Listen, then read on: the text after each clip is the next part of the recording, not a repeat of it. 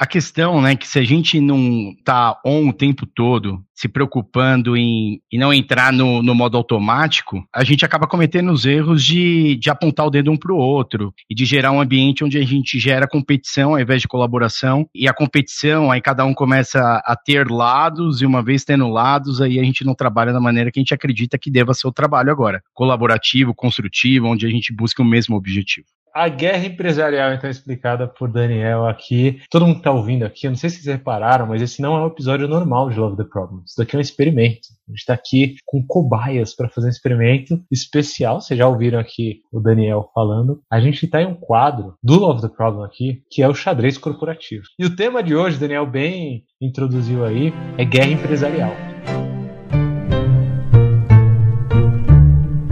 Conceito de estratégia, em grego, estratégia, em latim, estratégia, em francês, stratégie. O senhor está anotando? Xadrez corporativo.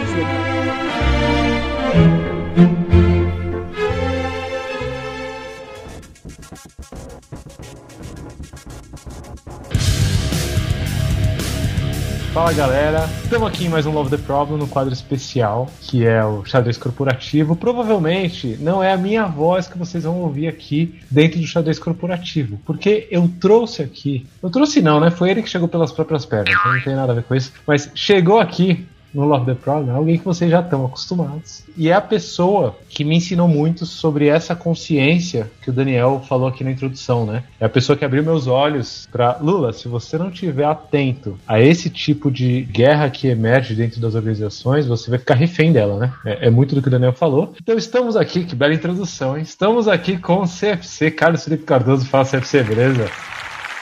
Fala aí, galera. Porra, honrado aqui, depois dessa introdução toda, não sei nem mais o que falar, gente. Muito bom. E feliz demais aqui com dois convidados, porra, queridos aqui. Pessoas que a gente trabalha no dia a dia. E que, olha, acho que tem história pra contar, hein, Lula? Acho que os dois aqui já viveram coisas, digamos assim, belas guerras, belos jogos de xadrez aí na vida. E pra começar aqui, Lucila, do Banco CFCF, por favor, honra aí te ter aqui entre nós. Obrigado por ter vindo. Oi, pessoal, obrigada pelo convite, a honra é minha. E aí, pegando o gancho no nome que vocês falaram, né, o xadrez ou a guerra, eu acho que isso pra mim deixa muito claro que tem uma mentalidade de alguém perde, alguém ganha, né? Então alguém tem que ter razão, o outro tem que estar errado, ou eu acertei, consegui aquele escopo, ou o prazo estava furado. Então, essa polarização que fica constante na dinâmica de trabalho e que a gente vem desconstruindo com o tempo, né? Porque no final do dia estamos aqui para o mesmo propósito. A gente só precisa alinhar esse propósito e entender que a gente está aqui para servir um cliente, estamos aqui para resolver um problema e sair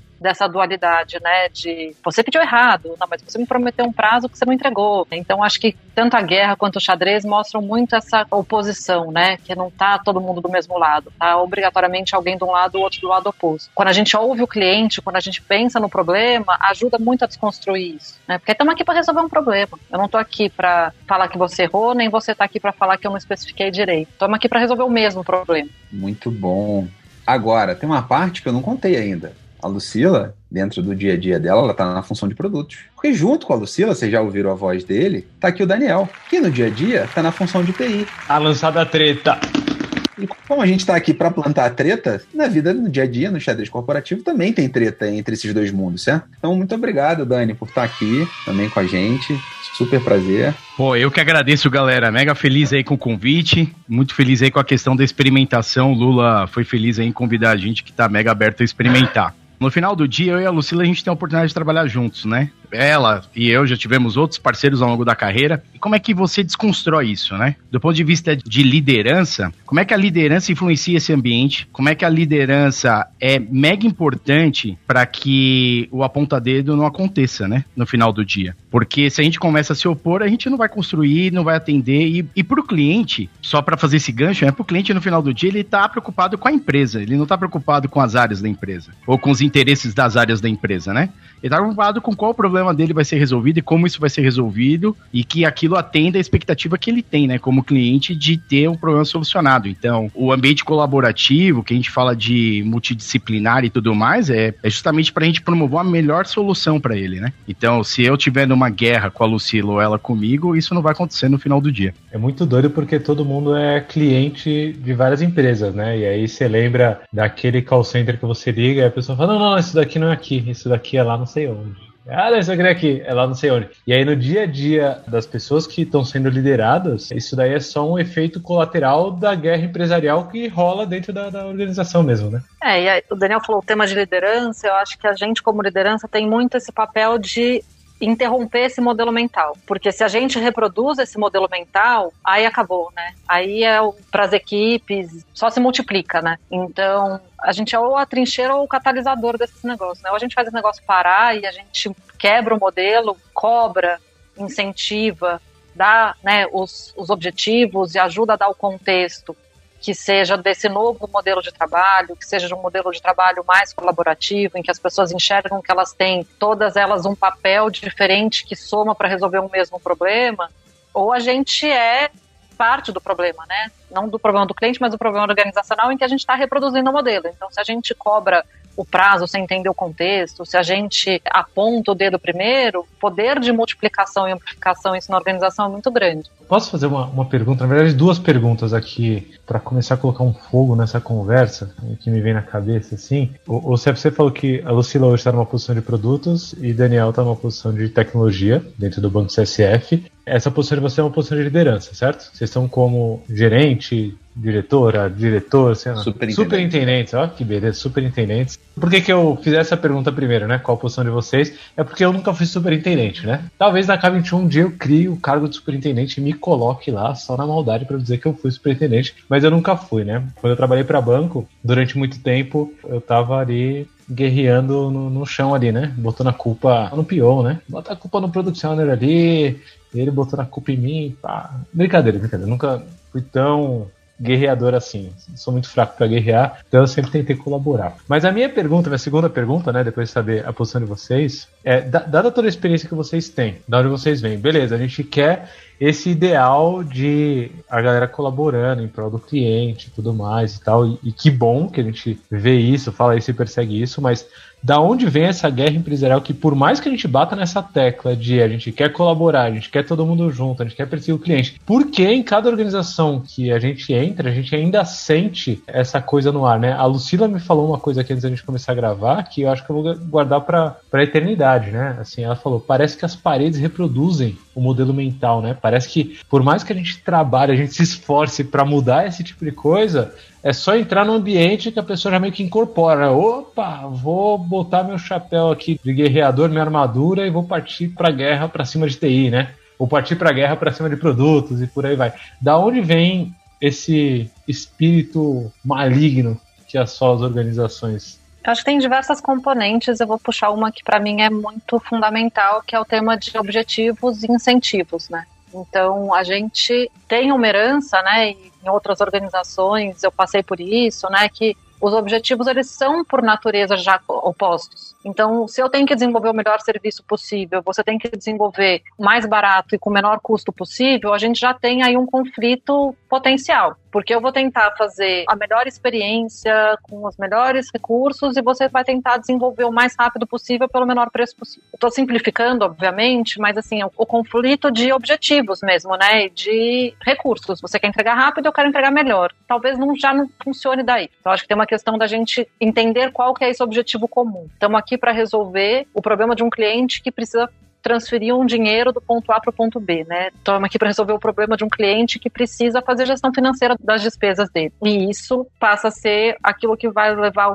você a fazer o seu trabalho e eu fazer o meu e a gente trabalhar junto. E aí acho que tem outra coisa que tem a ver com o método de trabalho e como que a gente era desenhado para trabalhar em fila, né? Então eu fazia a minha parte, depois você fazia a sua, alguém fazia na sequência, tal. E acho que o Daniel pode falar isso melhor do que eu, né? Mas a quebra do modelo de trabalho também ajuda a desmontar um pouco das armadilhas aí desse xadrez e dessa guerra. Sem dúvida, isso faz todo sentido. E aí eu acho que a grande questão aqui, refletindo sobre, será que o Scrum Guide, de alguma maneira, não nos levou a alguns erros? Para refletir assim, quando ele define o backlog e a responsabilidade do PO, ele gera na cabeça do desenvolvedor, ou do responsável de tecnologia, o seguinte: eu faço o que você pede. A tela e a experiência é a responsabilidade do UX. Então, a tela que está aqui é a tela que você pediu. Será que aí não começa a gerar de novo a entropia no sentido de, cara, eu tô aqui aguardando, eu sou responsável pela qualidade do software, por colocar mais rápido, por ser assertivo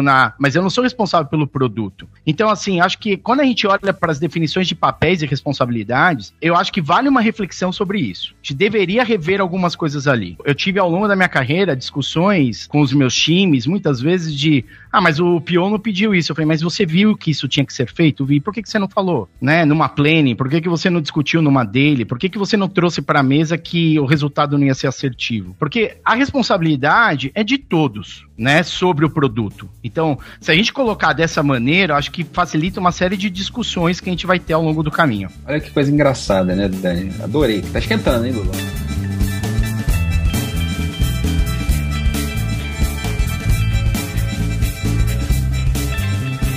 Me lembrei de uma frase que a gente já ouviu, gente, juntos aí. Vocês lembram do "por favor, não ajam que nem o Renato Gaúcho"? Essa frase eu tenho certeza que vocês já ouviram, que a gente já falou numa reunião que estávamos presentes. E, gente, quem tá ouvindo aí, né? O que é ser o Renato Gaúcho? Ou jogar como o Renato Gaúcho? É porque se o meu time ganha, eu sou responsável, certo? Se meu time empata, a culpa é nossa. Mas se meu time perde, a culpa é deles, né? Porque, porra, tá vendo? Esse time aí, esses jogadores que não fizeram nada, foram pra boate ontem, estão aí tudo cansado agora e tal. Não tem nada mais tóxico, né? Já pensou o Renato Gaúcho ouvindo o episódio? Que doido que seria. Renato Gaúcho, liga nós aí, ó. Entre em k21.link/LoveTheProblem e deixa o feedback lá. A gente te perdoa. Tá? Olha que louco, né? Porque acho que super conecta com as paredes reproduzindo o modelo mental. Quanto tempo a gente já ouviu que, não, na verdade eu só preciso ser responsável, é seu pescoço que vai ser apertado, Dani, né? Aquela coisa assim. Então é só ter certeza de qual é o pescoço que eu vou apertar e como a gente, enquanto modelo de liderança, vem mais do que, né, estimulando, vem, Lucila trouxe aqui, vem reforçando o tareferismo. Entrega suas tarefas aí que tá tudo certo.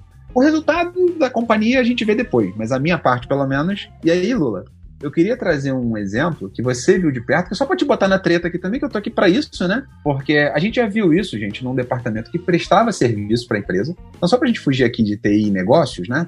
Envolvendo outras áreas. Era basicamente, sabe, marketing jurídico, financeiro, etc. O Lula trabalhou num departamento tipo esse, eu não quis aqui deixar totalmente claro, se ele quiser ele fala, em que a diretora do jurídico, ou do marketing, ou do financeiro, desse departamento aí, ela virou pra ele e falou assim: que bom, adorei esse negócio de Kanban aí, Lula, que você usa, que agora eu sei exatamente qual é o departamento que eu vou escalar para a diretoria para todo mundo dar porrada nele. Fala um pouquinho desse caso, Lula, e como é que você fez para gente sair dessa treta aí também? Tem um negócio sutil, né? Assim, enquanto vocês foram falando, eu fui percebendo. No final tá tudo amarrado, né? Acho que é isso que a galera que tá guerreando não percebe, que a coisa é complexa ao ponto, tipo do efeito borboleta, né? Você faz alguma coisa aqui, vai reverberar na empresa como um todo, né? Então no final sempre vai ser culpa sua. E dos outros também, sabe? Porque as coisas têm efeito na organização como um todo. E aí nesse caso aí em especial, CFC, é interessante porque a culpa era sempre desse departamento, né? Pensa aí, é um departamento que não anda, vai. Um departamento que sempre impacta as coisas. Eu aposto que a Lucila pensou em TI. Não tá nada. Brincadeira, zoeira. Mas pensa aí no departamento que não anda as coisas, né? Marketing, jurídico. Provavelmente, se esse departamento está entupido de coisa e nada anda, né? Você põe lá nada anda, a culpa não é só do departamento que não consegue dar vazão. A culpa é também de quem continua abrindo coisa para ele fazer, e às vezes coisa de baixíssimo valor, né? E aí que entra a brincadeira aqui que eu falo, pensou em TI. Se produtos pensar que TI não anda, produtos, você tá pedindo a coisa certa ou você tá saindo pedindo um monte de coisa, né? E aí nessa história, CFC, o mais interessante dessa guerra empresarial aí que vivemos é que isso serviu como insumo pra gente sentar e colocar o bode na sala com cada uma dessas áreas, né? E aí o circo pegou fogo, né? E eu lembro desse dia exatamente, você lembra exatamente desse dia que a gente foi sentar com 2 áreas, né? Inclusive o Daniel conhece os atores e tudo mais. A gente foi sentar com 2 áreas, a gente sentou com a primeira área e falou, pô, então, vocês estão abrindo coisa sem parar, e aí vocês abrem e depois nunca dão feedback, nunca pegam. É só tipo fire and forget, né? Tipo, lança e esquece. Aí a área fez a meia culpa e falou, putz, é verdade, a gente precisa olhar melhor o que a gente abre, vamos trabalhar junto, vamos olhar isso junto, tá? A gente falou, pô, beleza, e marcou outra reunião pra fazer uma seleção dessas coisas, priorizar melhor, né, e tal, e começar a ajeitar. Lindo, né? A gente mó esperançoso. Pô, beleza, que da hora. Vamos pra segunda? Vamos. A gente chegou, sentou com a segunda área, assim. E isso daqui só top management, né? Assim, só xadrez corporativo geralmente é nesse nível, né? Que é jogado. E a gente sentou na mesa e aí falou a mesma coisa que a gente falou pra primeira área. Pô, então, muita coisa aberta, vocês não tomam conta, tá? A outra pessoa da área interrompeu no meio do que a gente tava falando e falou assim, vocês que são ineficientes, eu não quero mais que vocês peguem demanda nossa, eu quero internalizar aqui pra nossa área tocar essas demandas porque vocês são pouco eficientes. E aí, o queixo caiu, né? Eu tentei abafar um pouco, você sente, tipo, calma, galera, segura. A gente tá tentando aqui trazer esse espírito de colaboração e tudo mais. E aí eles vieram de novo e falaram, não, é ineficiência, é má gestão de vocês. Não quero saber. Sim, eu quero internalizar e eu vou fazer o possível pra trazer pra dentro pra gente tocar essas demandas, sem precisar de vocês. Eu tentei uma terceira vez, não consegui. Aí eu peguei minha pipoquinha e fiquei só assistindo eles guerreando lá, porque eu não tinha muita mais coisa pra fazer, né? Mas essa questão do bode na sala, pra mim, Sérgio, talvez seja o ponto principal dessa história, né? O que eu jogo aqui pra vocês, pra saber dos 3, né? É o quanto esses bodes são colocados na sala ou não, né? O quanto a gente fala sobre isso, ou o quanto fica só nas paredes, né, Lucila? O quanto fica só no ar, assim,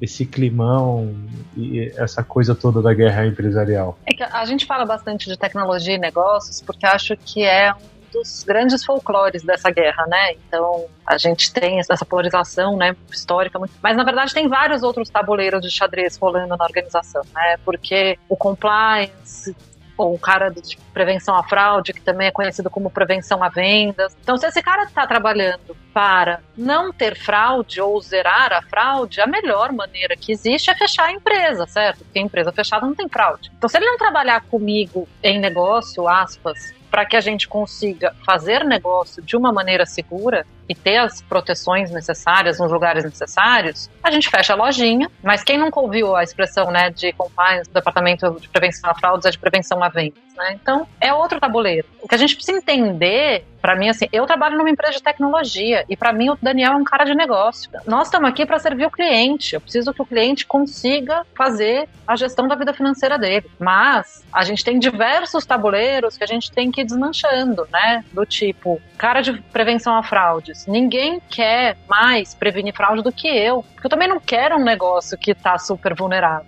Então trabalha comigo para a gente ter um negócio resiliente. Jurídico. Eu não quero ir presa. Eu também quero fazer um negócio em atendimento à regulamentação. E aí você vai trazendo as pessoas para dentro desse objetivo comum. E eu acho que quanto mais simples é a conversa, mais óbvio fica que é comum, né? Tipo, jurídico, você tá no mesmo interesse que eu, cara, né? Eu não tô aqui para fazer um processo errado. Então vamos trabalhar junto. E aí vai indo. O marketing, né? As pessoas vão desconstruindo um pouco dessas imagens, desse folclore, e a gente vai simplificando a conversa para, tipo, acordo todo dia e venho aqui para servir o cliente, não para deixar uma vulnerabilidade no aplicativo para alguém conseguir invadir, entendeu? Não é verdade, é isso que eu tô aqui. Então, hoje com a vontade de deixar um hacking, né, exposto aqui para todo mundo explorar, não rola isso. É sádico demais, né, alguém acordar assim. Eu vou aproveitar aqui, pegar esse gancho, porque, Lucila, quando você veio trazendo, achei legal, porque você meio que tava dando algumas dicas, né? Já aqui, trazendo aqui pra galera, tem algumas dicas de departamentos e como eu vou, né? No final das contas, tutoriando ou tratando ali para mostrar que no fundo não é um versus o outro, é junto. E aí, Dani, para te ouvir também, eu queria ouvir um pouco dos causos aí que você já passou na vida, como é que você fez também aí, um exemplo, jogando a banana aqui, né? Nada combinado, então super aqui, né, no improviso. Que causos aí que você já passou e como é que você usou para desmontar essa nós versus eles aí, essa estratégia maluca que às vezes as pessoas têm de lidar, jogar o xadrez corporativo? Boa. Coisa que eu queria pegar o gancho lá do Renato Gaúcho é que, assim, né, olha só como o modelo mental é importante, né? Na vitória, a gente nunca tá preocupado se dava pra melhorar. Isso é uma grande reflexão que a gente deveria fazer. Na vitória, a gente não tá preocupado se eu deixei a oportunidade na mesa, se eu poderia ter sido mais eficiente, se eu poderia ter atendido meu cliente melhor. Na vitória, a gente tá preocupado em celebrar. No empate, que é o que você traz lá, a gente já começa começa a olhar e falar, quais são as lições aprendidas aqui, né? Relembrando o velho Rupi lá. E, na derrota, aí é bundinha na parede, cada um tá procurando o culpado. Eu acho que é um pouco sobre isso, né? A gente tem que desmistificar um pouco da falsa harmonia. Então, as empresas, elas todas buscam a falsa harmonia o tempo todo. Um ambiente onde a gente não diverge, onde a gente não troca, onde a gente não busca alta performance. Pô, todo mundo mediano, mas tá todo mundo feliz, tá tudo bem. Eu discordo um pouco disso. Não tô incitando aqui um ambiente competitivo, onde a gente vive brigando ou na disputa. Não é isso. Mas até na vitória a gente deveria fazer uma reflexão. Cara, ganhamos o jogo. Mas será que a gente ganhou da melhor maneira? Será que a gente poderia ter jogado melhor? Poderia ter sido mais fácil? A gente poderia ter encantado mais? Porque no final do dia, quem vai no estádio tá procurando um espetáculo, né? Ganhar por 1-0 com o time retrancado, será que é isso que vai continuar trazendo cliente, enchendo o estádio? É um pouco das reflexões. E aí, cara, como é que você desmistifica um pouco desses ambientes? Primeiro, acho que uma estratégia vencedora para as pessoas refletirem. Busque os seus aliados na questão de mindset, de alinhamento de valores e tudo mais, né? Então, nesse xadrez, cara, quem é que tá entendendo o que eu tô propondo? Quem é que tem a mesma vibe de procurar trabalhar nessa condição onde a gente promova colaboração, buscando performance? Então, entender quem são seus aliados. Uma vez que você entendeu quem são seus aliados, como a gente constrói a estratégia junto com eles? Putz, sei lá, a Lucila se dá super bem com o CFC, então, Lucila, tenta conversar, traz ele pro play com a gente. Pô, o Daniel se fala melhor com o Luiz, beleza. Alinhar a comunicação, entender como o outro gosta de ouvir. E uma coisa importantíssima que eu sempre tento refletir sobre quando eu vou ter uma conversa mais dura com alguém é, cara, qual foi o motivador? Qual é o medo dele por trás dessa reação? Por que ele tá mais preocupado em defender ao invés da gente olhar e falar, peraí, o problema não é que o jurídico barrou a entrega, porque não tinha um deal assinado com a outra empresa. O problema é, cara, por que a gente não refletiu sobre o deal lá no começo do processo? Por que a gente não entendeu que na hora que eu tenho que conversar com algum parceiro, eu preciso trazer esse step pra largada? Enfim, acho que são essas reflexões que quando a gente para de procurar os culpados e a gente tenta entender como a gente melhora o nosso fluxo. E aceitar, cara, e conviver que tudo bem, dessa vez a gente falhou. Na próxima não devemos falhar da mesma forma. E aí eu acho que dessa maneira a gente começa a desconstruir a cultura de buscar o culpado.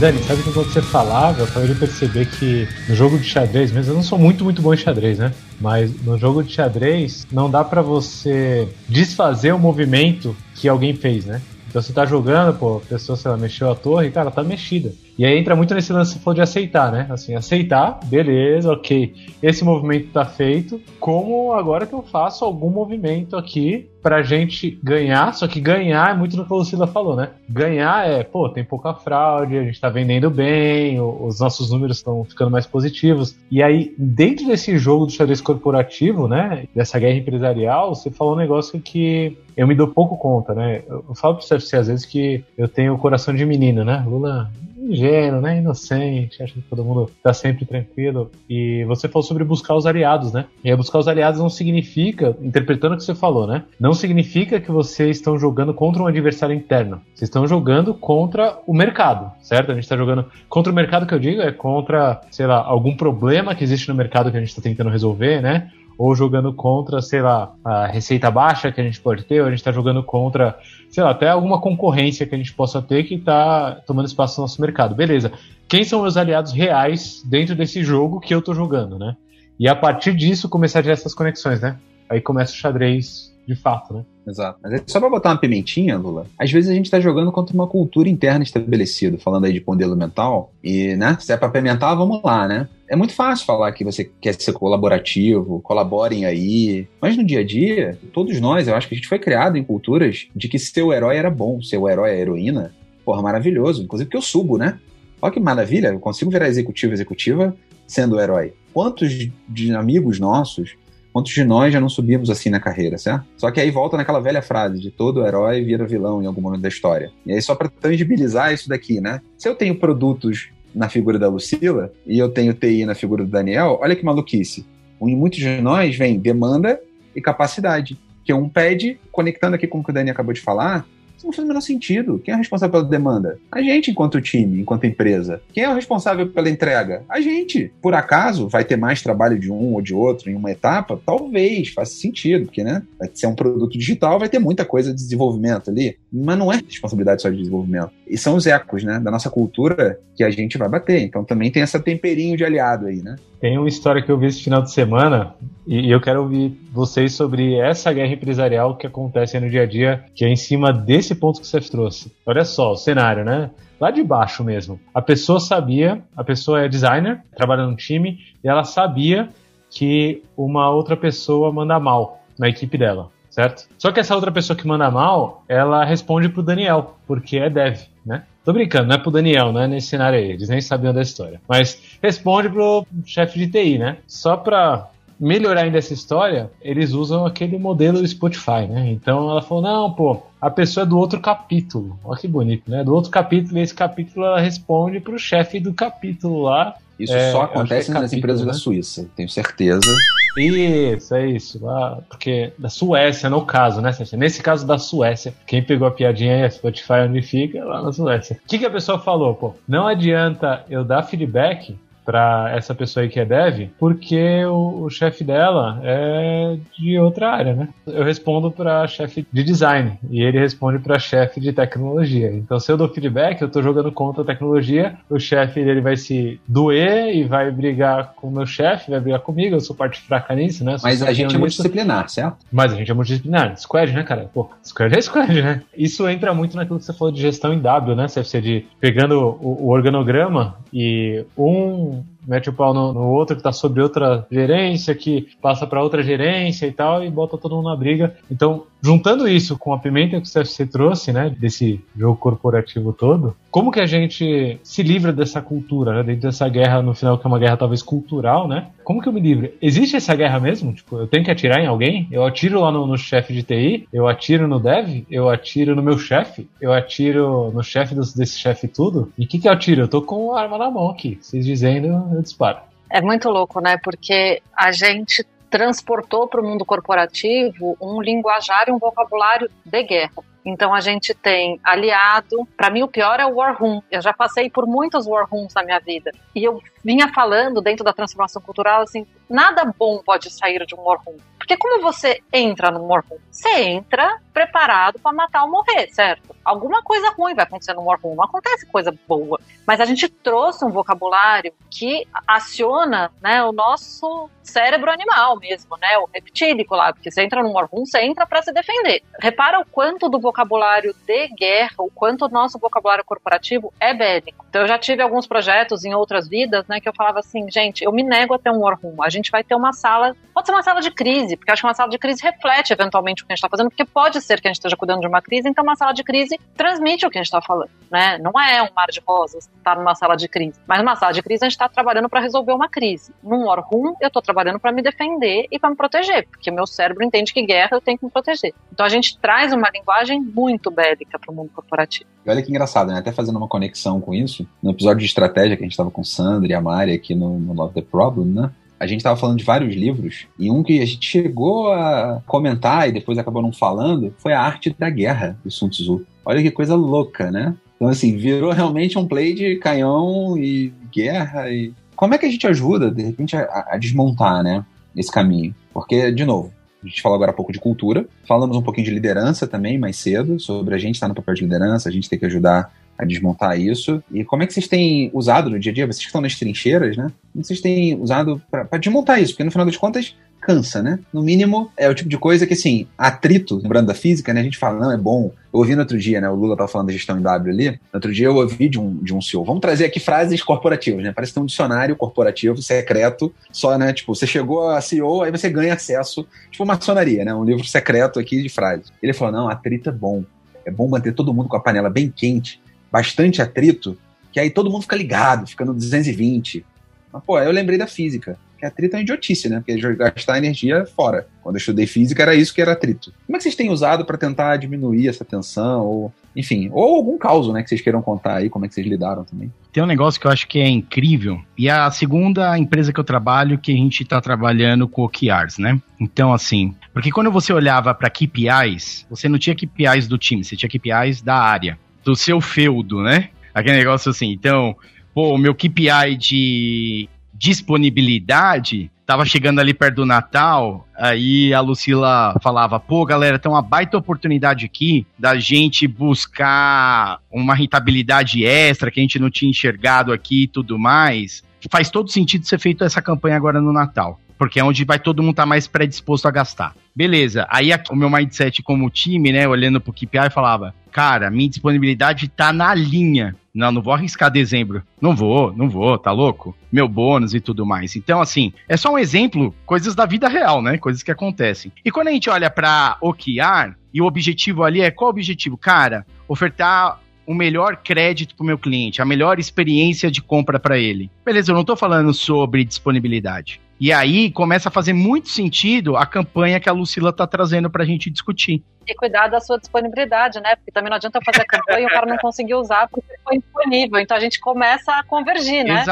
Exato. E aí começa a não ser uma métrica de tecnologia, né? É uma métrica do time. Então como é que você constrói mecanismos, e aí o OKR é só um deles, poderia chamar de qualquer coisa, mas como é que você constrói um raciocínio onde a gente entenda o benefício coletivo e não individual. E aí todo mundo trabalha para aquele objetivo. E fica muito mais fácil também da gente começar a descartar coisas que não deveríamos estar discutindo, né? Meu objetivo é entregar o melhor crédito. Por que eu tô falando de papel reciclável? Por que eu tô olhando para isso? Não é o menor sentido nesse momento agora. É um pouco dessa questão de trazer foco de uma maneira onde você embarque as pessoas e não exclua as pessoas. Essa é uma grande sacada. E agora uma coisa que eu não queria perder o gancho, que a gente acabou comentando um pouco mais cedo, dessas frases corporativas, só para refletir sobre, né? Quem aqui nunca teve um gestor que adorava aquela gestão por conflito, né? Eu ponho a Lucila e o Daniel para quebrar o pau, porque eu tenho certeza que quando eles brigam, boas ideias surgem. Quando, na verdade, eu consigo extrair daí o que ele pensa. Quando eles conflitam,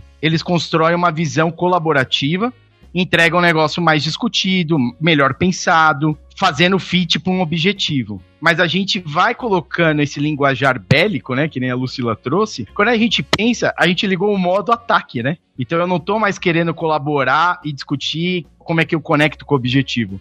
Eu tô querendo ganhar porque a minha ideia tem que ser melhor que a ideia da Lucila. E aí a gente deixou um monte de coisa no meio do caminho, né?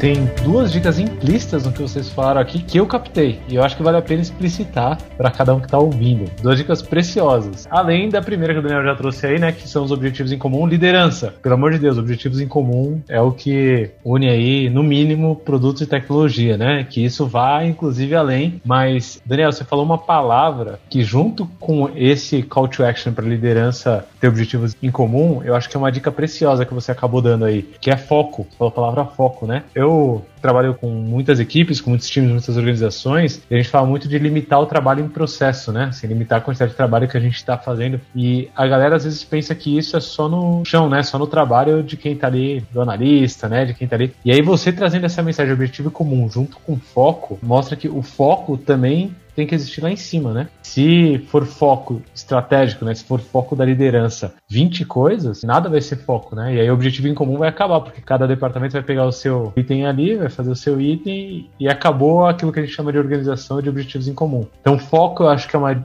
dica que você trouxe aí também preciosa. E a Lucila, pegando o gancho aí, trouxe uma dica que eu acho também que é muito preciosa para quem tá dentro desse xadrez corporativo tentando fazer o bem, né, presumindo boas intenções de cada uma das pessoas, que é você abominar conflito de pessoas e, se for para ter conflito, que seja de ideias, né? Então eu acho que essa dica também é muito preciosa, né? Se for para ter conflito, que seja conflito de ideias e não incentivar conflito de pessoas, né? Pessoas conflitando simplesmente por serem em relação ou por estarem na posição que elas estão, não vai ser nada saudável. Conflito de ideias, beleza, a gente conflita aqui, em algum momento a gente chega numa ideia ainda melhor e temos lá um objetivo em comum e leva em frente. É porque esse conflito não é um conflito de ideias, né? a gente aqui valoriza o conflito de ideias, né? Então você chegar e falar assim, Lucila, eu não concordo porque eu acho que você tá míope, você não tá vendo o tema da disponibilidade, né? Então você não tá vendo o impacto da disponibilidade na experiência do cliente. E aí a gente vai construindo em cima disso. Um pouco da gestão por conflito, que você trouxe de maneira provocativa, eu chamava de outra coisa, eu chamava que era a gestão da inveja, né? Então é o conflito entre as pessoas. Eu alimento o conflito entre a Lucila e o Daniel,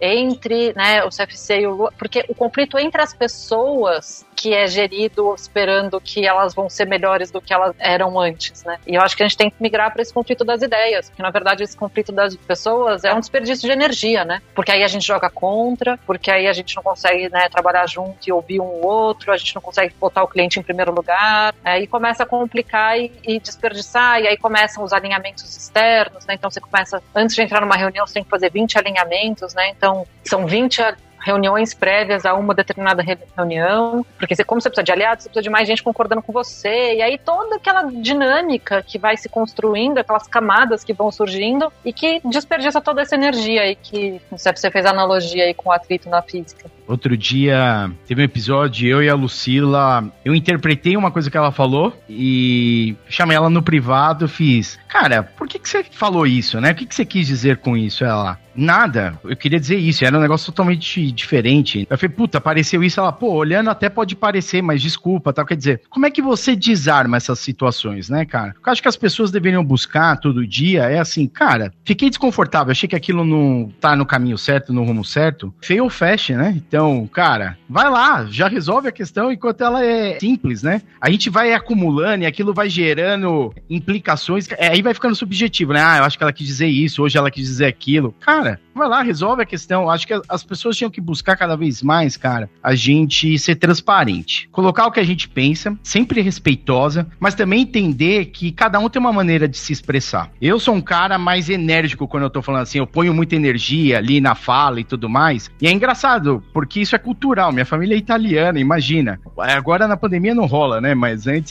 40 pessoas numa mesa jantando, tinham 5 assuntos simultâneos e eles só vão se fechar nas últimas 2 horas, assim, do encontro familiar. Cara, é super desconfortável pra mim falar baixinho, porque não é natural pra mim. Então não significa só porque eu tô falando alto que eu tô bravo, né? Então, uma coisa que a gente tem que entender também é como as pessoas são, respeitar como cada um se manifesta e tudo mais, desde que todo mundo esteja numa linha de respeito, né? Ninguém pode ultrapassar essa barreira. Mas, cara, a gente precisa parar com essa coisa de deixar pra depois, sabe? Ai, acho que ela quis dizer isso, mas agora eu não resolvo. Isso gera muito lixo mental nas companhias, sabe, cara? Nesse jogo, a gente traz uma série de lixo mental pra mesa, ao invés da gente chegar na mesa sem o lixo mental. E qual é o problema que a gente veio resolver? Não interessa se eu gosto ou não da Lucila. Interessa que na hora que eu vou discutir um problema, a gente vai discutir o problema que a gente veio resolver, né? E ninguém tá querendo ganhar de ninguém. Agora, o que acontece é que a gente traz muito essa bagagem. E isso traz uma complexidade pra organização que é tremenda. E eu acho que a gente demorou um pouco, mas voltou pra tua pergunta, né, Lula, do feedback, assim, quando uma pessoa queria dar feedback pra outra, era outra equipe ou outro capítulo, né, acho que o Daniel tocou em alguns pontos que complicam isso, que deveria ser simples, né. A gente fica cheio de dedos pra falar, mas eu não sou o gestor, mas será que o gestor vai achar ruim?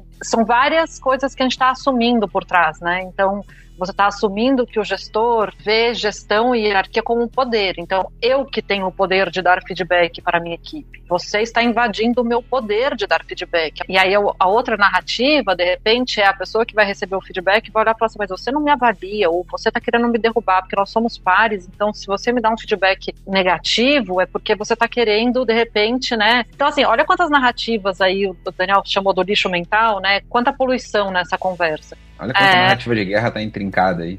E assim, a gente, nessa simplificação, eu sou muito a favor da simplificação, né? Vocês já me ouviram aqui falar de simplificação em outras histórias, mas a gente vai desarmando essas bombas, né? Já que a gente tá falando em termos bélicos. Acho que a gente vai desarmando essas armadilhas pra, cara, eu quero que você melhore. E aí, quando eu quero que você melhore, eu quero ter uma conversa com você que eu acho que é alguma coisa que você pode melhorar, não importa se eu sou seu gestor, seu par, seu subordinado, né? Eu tô aqui trazendo alguma coisa pra gente conversar pra você melhorar. Ou, como o Daniel usou de exemplo, eu quero esclarecer alguma coisa. Por que você falou daquele jeito? Ou por que você priorizou isso e não aquilo? aquilo. Essa comunicação facilita muito a desarmar alguma dessas bombas. Acho que pegando esse gancho do desarmar as bombas, né? Principalmente o último ano e meio, tive um aprendizado aqui, queria trazer para a mesa, que é o quanto a gente, por causa dessa carga mental toda que a gente já carrega com a gente foi leniente, né? A gente foi permissivo, talvez seja uma palavra até melhor, com determinados tumores, digamos assim, que estão dentro do nosso time. Mas a gente deixa, porque eu não vou comprar essa briga. Certo? Não é essa briga que eu quero comprar agora, e etc. E tem um aprendizado sobre como determinados valores, a gente precisa ser intransigente. Esse valor da fofoca, porque queira ou não, é algo que é super praticado, certo? Dentro do xadrez corporativo.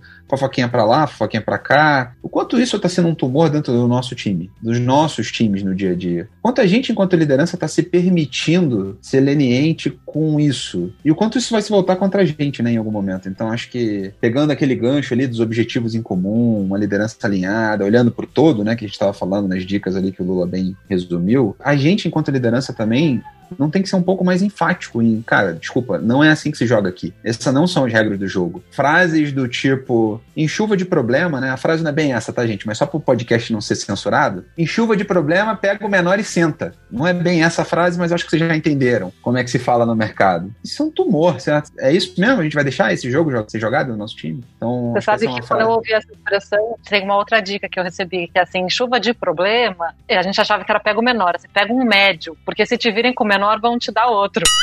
Então você pega o médio que pelo menos você pode, entendeu?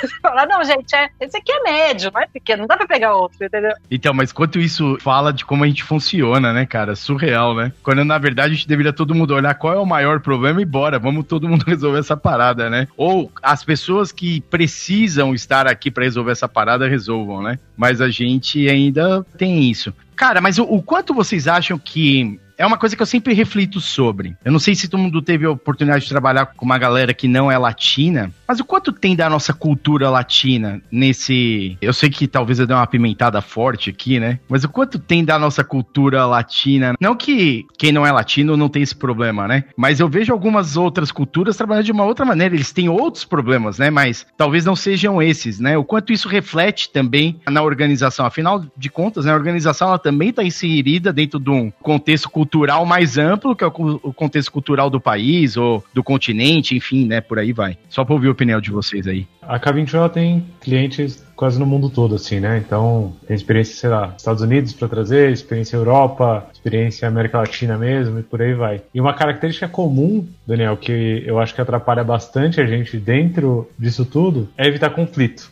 Assim, isso acho que é uma característica latina, né? Então, por exemplo, trabalhando no México, você fala uma coisa pra pessoa, a pessoa fala, tá bom, ok. E aí depois ela vai expressar de alguma outra forma que não tá ok, sabe? Nos Estados Unidos, por exemplo, as experiências que eu tive, a gente estava no Banco da Califórnia e a gente estava fazendo alguns exercícios de discovery de produtos, né? Assim, e com a equipe toda na sala, né? A galera que era de produtos, a galera que não é e tal. Lá eles são um pouco mais diretos, né? Então, no meio do exercício, teve um cara que era dev, ele falou, eu não entendi por que a gente está fazendo isso, eu não sei por que eu tô aqui, eu não sei por que eu deveria estar aqui, eu vou levantar e vou sair porque eu tô ficando nervoso, então eu vou sair da sala. Tchau. E levantou e saiu, assim. Essa é uma cena que no Brasil se acontece, nossa, caraca, maluco, o que aconteceu? Passa na RH. Loucura, que isso, que loucura. E lá foi tipo, normal, o resto da galera olhou e falou, pô, beleza. Alguém falou, tipo, é assim mesmo, e ok. Não que o jeito dele resolva também, tá? Assim, não que ser direto da forma como ele foi,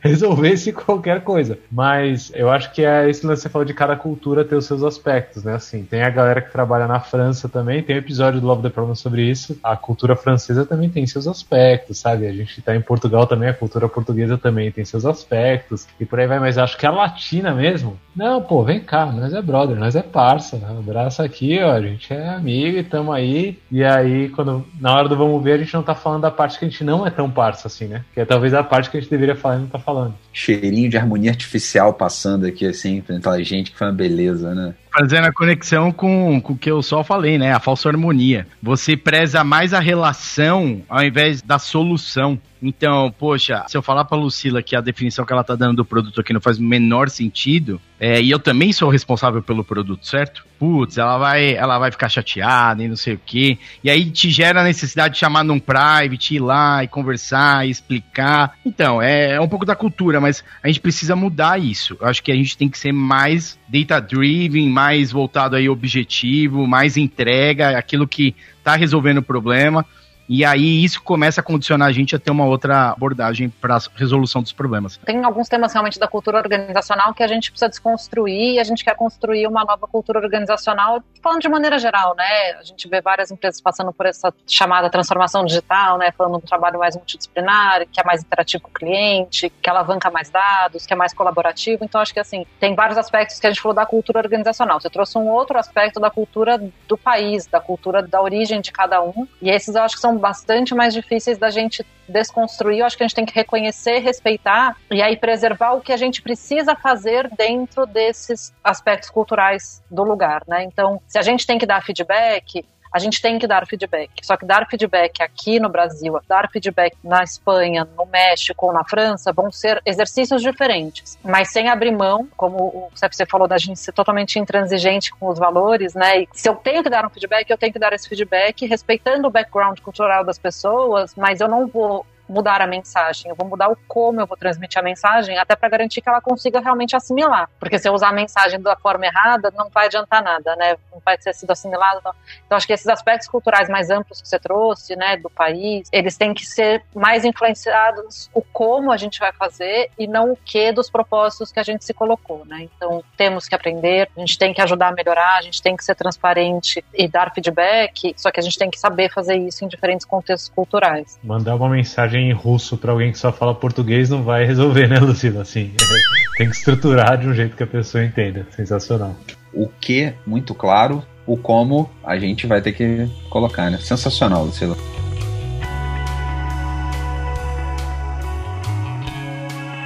E ó, a gente tá chegando no finalzinho do nosso episódio e uma das ideias aqui, gente, vários aprendizados, várias anotações aqui que a gente fez, e uma das ideias aqui era passar algumas mensagens, né? Então, Lu, já botou aqui uma primeira, muito legal. Feedback, a gente tem que ser intransigente nesses valores, né? A gente não pode focar nos OKs, o como ele vai variar de acordo com a cultura. Que outras mensagens, assim, são importantíssimas pra gente desmontar esse xadrez corporativo, essa guerra que vocês vivem e querem passar aí no dia a dia pro pessoal? Que outros padrões aí a gente quer pra, tipo, levar, né? Quem tá ouvindo a gente aqui, muito obrigado, você que ouviu até aqui. Que outras mensagens vocês podem deixar aqui pro pessoal, seja de referência, de livros, de, enfim, que ajudam aí pra ecoar na cabeça do pessoal, gente? Cara, eu vou falar do Subliminar, um livro incrível. Quando eu li esse livro, fez eu refletir muito como liderança e como agir com as pessoas, né? Tentar desmistificar um pouco das reações automáticas das pessoas, ou quantas vezes você tá numa zona de medo, e aí numa zona de medo as suas respostas não vão ser as mesmas, né? O modo sobrevivência te leva para uma zona onde eu vou me salvar e que se dane o mundo. E o quanto isso corporativo gera um problema, né?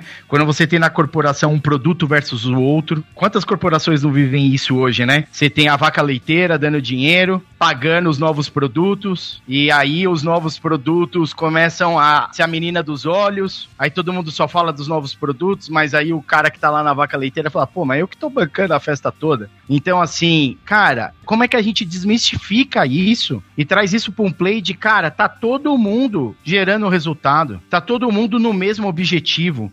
Eu preciso lançar um novo produto, mas eu preciso manter o produto atual, porque senão a empresa não sobrevive. Então, a mensagem final é, cara, a gente cada vez mais entender como engajar todo mundo no mesmo objetivo. Como a gente ser inclusivo. Entender que o cara do jurídico lá, que ele não se vê às vezes numa jornada, ele também precisa ver a importância dele e a relevância dele. E como é que eu mostro isso para ele? Como é que eu trago isso? As métricas de sucesso da organização, como eu reconheço como organização as pessoas, tem que estar muito mais olhando para o resultado coletivo e todo mundo que trabalhou ao longo desse resultado coletivo. É uma importância muito grande da liderança, e eu não quero falar senior management ou nada disso, porque a gente sempre também está de novo oscilando, né? Mas a galera que lidera a companhia deveria estar sempre falando, cara, como é que eu agradeço todo mundo que participou da jornada? Como é que eu mostro que todo mundo faz parte desse play aqui e precisa estar juntos. E aí eu acho que a gente constrói corporações menos preocupadas com se defender e mais dispostas a inovar, um ambiente onde a gente vai abrir as ideias, onde a gente vai estar disposto a experimentar. E eu que sou ali o responsável pela vaca leiteira, também entendo que a Lucila tem que inovar, porque se ela não inovar, a gente morre. E aí a coisa funciona. Essa é a minha dica final aí. E agradecer para todo mundo que ficou até agora. Pegando um gancho no tema da liderança, para mim é um exercício muito importante também a gente reconhecer que mudar, né? A gente falou de mudar cultura, mudar organização. No final do dia, a gente está falando de pessoas, né? Mudar pessoas. Não é à toa que os processos de transformação organizacional eles sofrem com tantos anticorpos, né? É difícil mudar no nível indivíduo. Se a gente refletir todas as vezes que a gente quis fazer alguma mudança, é difícil, é doloroso. Então, não adianta olhar para a organização e tentar empurrar uma mudança à força sem reconhecer que a gente está falando de mudar vários indivíduos e isso gera diversas inseguranças, isso gera preocupações, cada um vai reagir de um jeito, vai ter um que vai estar inseguro porque vai achar que não vai mais ser relevante naquele contexto, que não sabe trabalhar desse jeito, que conseguia demonstrar a importância dele no trabalho com um KPI muito claro, né? Então, se eu reduzir fraude em X, eu sei que está lá o resultado do meu trabalho. Então, a gente está falando de imunidade à mudança do indivíduo no final do dia. Então, tem um livro que eu gosto bastante, que é o Imunidade à Mudança, que ajuda a gente a entender isso, né? A gente entender quais são os comportamentos, o que gera aquele comportamento, como que eu desconstruo aquele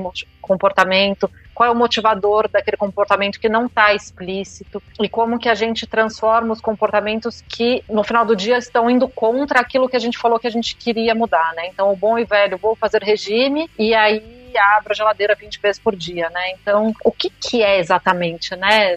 A gente precisa atacar essa causa raiz e não só o comportamento manifesto, né, aquele que a gente está enxergando. E aí, palavra final, assim, que eu queria dizer é, eu prometo, é muito mais gostoso trabalhar assim, recompensador, né, então a gente está falando de uma transformação que é difícil, mas a recompensa é boa, tipo, o trabalho fica mais divertido, você fica mais feliz de ver o produto final que você colocou, né, então vale, se não tiver nenhum outro motivo, é porque é mais gostoso trabalhar desse jeito. É mais legal por dois motivos, né, Lu, só para aproveitar o gancho. Na festa sozinho, numa festa mega legal, você sozinho não vai ter diversão nenhuma. E também se tiver dando errado, com mais gente pra sair do buraco é mais fácil, né? Então, em qualquer uma das duas perspectivas, tá todo mundo junto, é muito melhor, é muito mais legal no final do dia. E olha que engraçado, né? Pra fechar aqui, acho que conectando com uma frase que eu ouvi uma vez de um diretor, ele falou, CFC, você precisa aprender uma coisa. Na sua vida, quanto mais alto você chega, mais solitária é a sua vida. Essa pessoa provavelmente não está se divertindo, certo? Não é legal acordar de manhã para ir trabalhar numa... Bom, né? Eu acho que é bem pouco provável que a pessoa esteja se divertindo e seja legal num ambiente em que tudo tem que ser solitário. Tudo é realmente um jogo de xadrez. É isso que vocês querem realmente, vocês que estão nos ouvindo? Você está vivendo isso? É isso que você quer para sua vida? É isso que você quer deixar de legado? Um eterno jogo de xadrez? Então, obrigado, Dani, obrigado, Lu, por terem vindo. Valeu, Lulinha, sempre mestre de cerimônias completo aqui. E obrigado, galera, que ouviu. Valeu.